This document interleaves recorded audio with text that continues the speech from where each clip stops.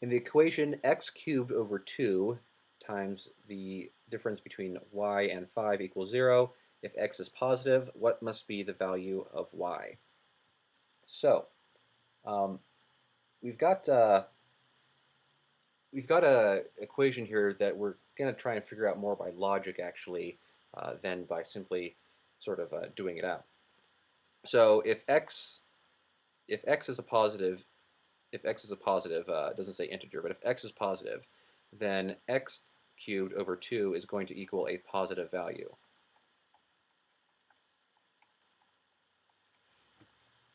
And what's going to happen, or at least it's not going to equal 0 at the very least.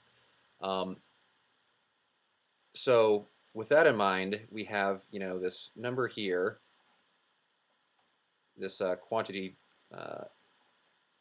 x3 over 2, that is equal to let's just call it z for the moment.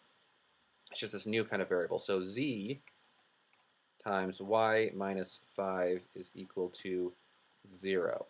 So if z isn't 0, we know it's at least positive, then what's in the parentheses here? Well, it's going to have to be 0 because the product of a number times 0 is going to be equal to 0. And so z, or x cubed over 2, we're just using its own little variable there. If this value is not 0, then this value has to be 0.